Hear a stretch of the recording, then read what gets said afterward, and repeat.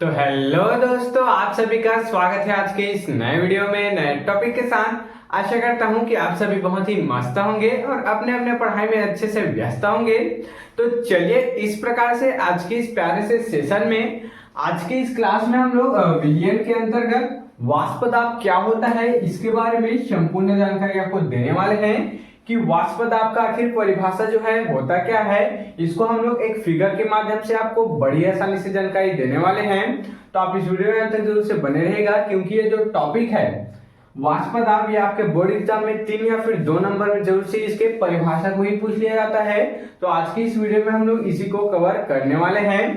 चलिए बिना किसी समय गंवाए आखिर वाष्प दाब क्या होता है इसको एक फिगर के माध्यम से यहाँ पर समझने का प्रयास करेंगे।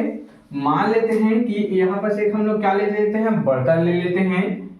यहाँ पर हम लोग क्या ले लिए, यहाँ पर देख सकते हैं एक हम लोग यहाँ पर एक बर्तन ले लेते हैं। अब ये बर्तन कैसा है, बंद है। ये बर्तन कैसा है, बंद है। और यहाँ पर हम लोग इसमें आधा क्या ले लेते हैं, इसमें जल ले लेते हैं।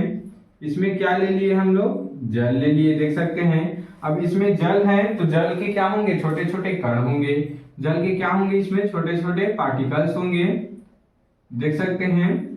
जल बोलो या फिर इसी को विलायक भी बोल सकते हैं, इसी को विलायक भी बोल सकते हैं। अब हम लोग क्या किए, इसमें क्या किए, जल भर दिए। ये क्या है, एक बंद पात्र है, चारों तरफ से बंद है। इसमें हम लोग आधा जल भर दिए।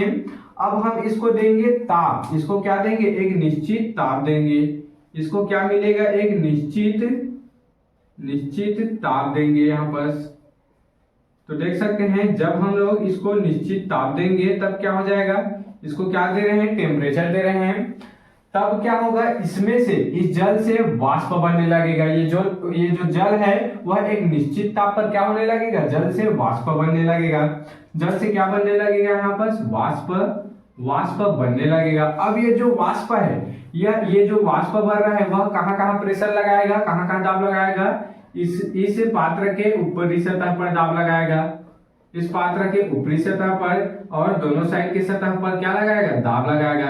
अब दोनों साइड की सतह पर तो दाब लगाएगा ही, और ये किस में दाब लगाएगा, ये जो वाष्प है वह इस जल को भी क्या देगा, धक्का देगा। नीचे की ओर क्या करेगा, दाब लगाएगा, प्रेशर लगाएगा, देख सकते हैं। तो देख सकते हैं जब हम लोग एक निश्चित ताप पर किसी भी जल को क्या करते हैं, गर्म करते हैं, तो उसमें से वाष्प निकलता है। और वो जो वाष्प है वह इस पात्र के सतह पर और इस जल पर क्या लगाता है, दाब लगाता है। क्या लगा रहे हैं यहाँ पर, देख सकते हैं ये क्या लगा रहे हैं, दाब लगा रहा है। और इसी दाब को ही क्या कहते हैं, वाष्प दाब कहते हैं।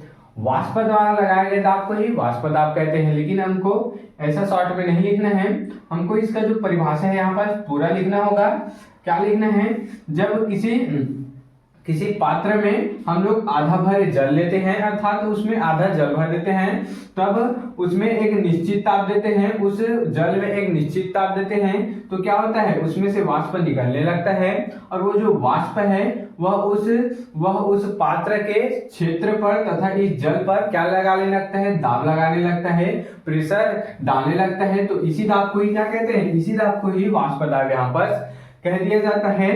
आशा करता हूँ डिफिनेशन क्लियर हो गया होगा, कुछ भी नहीं है इसमें। चलिए इसको परिभाषा के माध्यम से देख लेते हैं।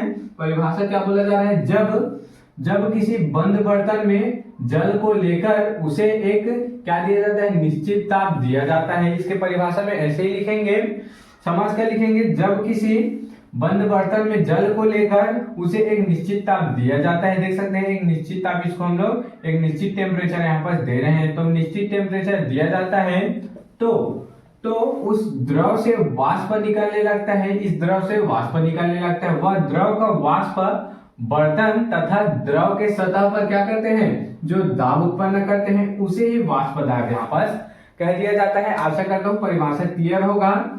और जो कब उत्पन्न होता है, जो द्रव वाष्प साम्य अवस्था में होता है, जो कि किस में होता है, द्रव वाष्प साम्य अवस्था में होता है। अब द्रव वाष्प साम्य अवस्था क्या होता है, जब V1 यहाँ पर देख सकते हैं, यहाँ पर V1 मान लेते हैं, जब जल वाष्प में बनता है उसे V1 मान लेते हैं। उसके बाद ये जो वाष्प है वह ठंडा होकर जल ही तो बनेगा, इसी में तो गिरेगा, तो इसे हम लोग V2 मान लेते हैं। जब V1 V2 के बराबर हो जाता है तो इसी को क्या कहते हैं, द्रव वाष्प साम्य अवस्था यहाँ पर कह दिया जाता है। अर्थात ये क्या हो गया यहाँ पर, ये यहाँ पर इसको तीसरा कंडीशन मान लेते हैं और दूसरा कंडीशन और पहला कंडीशन देख लेते हैं। क्या होता है, जब सबसे पहले निश्चित ताप देकर जल को वाष्प में बदला जाता है तो V1 जो होता है, क्या होता है यहाँ पर, पहले V1 होता है वह ज्यादा होता है किससे, V2 से। अर्थात क्या बोला जा रहा है, ध्यान देंगे, ये जो जल है वह ज्यादा वाष्प बनेंगे, जल है जो ज्यादा वाष्प बनेंगे, जबकि ये जो V2 है वाष्प है वह कम जल यहाँ पर बनेंगे। इसके बाद दूसरा कंडीशन में क्या होगा, यहाँ पर जो V2 है वह ज्यादा हो जाएगा, किससे ज्यादा हो जाएगा, V1 से। अर्थात एक समय ऐसा आ जाएगा जब इसमें जो वाष्प जो इकट्ठा हुए हैं वह अगर ठंडा हो जाएगा तो वह ज्यादा से ज्यादा इसी जल में गिरने लगेगा, तो वो क्या हो जाएगा, कंडीशन नंबर 2 हो जाएगा। और द्रव वाष्प साम्य अवस्था किसे कहते हैं, जब एक निश्चित ताप देकर हम लोग जल को वाष्प में बदलते हैं और जितना जल वाष्प में बदलता है उतना ही जल जितना जल वाष्प में बदलता है उतना ही वाष्प जल में बदलता है, तो उसी को क्या कहते हैं, द्रव वाष्प साम्य अवस्था यहाँ पर कहते हैं। अर्थात वो साम्य अवस्था में रहते हैं, जितना जल गर्म होकर वाष्प में बदल रहा है उतना ही वाष्प उधर जो इकट्ठा है वह जल में तेजी के साथ बदलने लगता है। अर्थात दोनों क्या होते हैं, इक्वल होते हैं। V1 इज इक्वल टू क्या होता है, V2 होता है। अर्थात वाष्प बनने वाला जो वाष्प बनने का जो वेग है और जो वाष्प बनने का वेग है और जो द्रव बनने का वेग है वो क्या होते हैं, बराबर होते हैं, इक्वल होते हैं। तो इसी को द्रव वाष्प साम्य अवस्था यहाँ पर कह दिया जाता है। और ये वाष्प दाब क्या होता है, चलिए इसको देख लेते हैं। वाष्प दाब क्या है, परिभाषा के माध्यम से देखेंगे।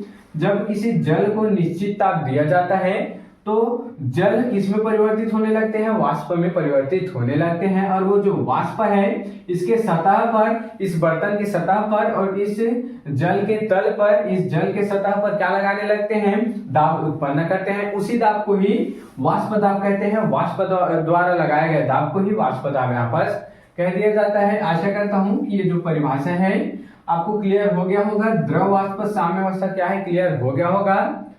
तो आप इसके स्क्रीनशॉट यहां पर ले सकते हैं।